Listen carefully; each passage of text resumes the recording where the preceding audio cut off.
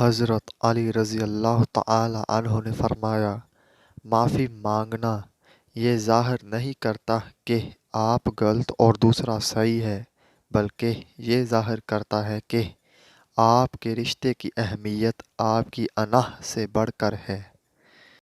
اگر رزق عقل و دانش سے ملتا تو جانور اور بے وقوف زندہ ہی نہ رہتے۔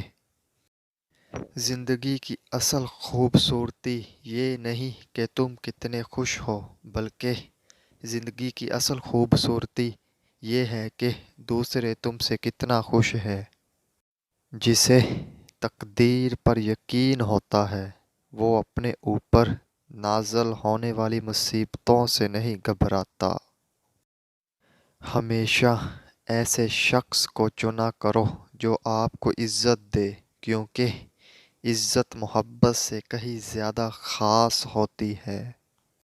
جو دکھ دے اسے چھوڑ دو، لیکن جس کو چھوڑ دو اسے دکھ نہ دو۔ سوچ اچھی ہونی چاہیے، کیونکہ نظر کا علاج ممکن ہے لیکن نظریے کا نہیں۔ حسد نہ کرنے سے بدن تندرست رہتا ہے۔ مخلص رشتوں کو مجبوری میں بھی ضائع نہ ہونے دو، کیونکہ مجبوری تو ختم ہو جائے گی لیکن رشتے دوبارہ نہیں رہیں گے۔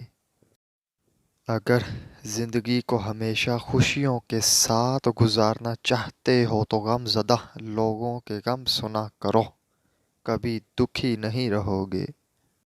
دونوں صورتیں یقین کی ہے، کوئی اللہ کے لیے سب چھوڑ دیتا ہے اور کوئی اللہ پہ ہی سب چھوڑ دیتا ہے۔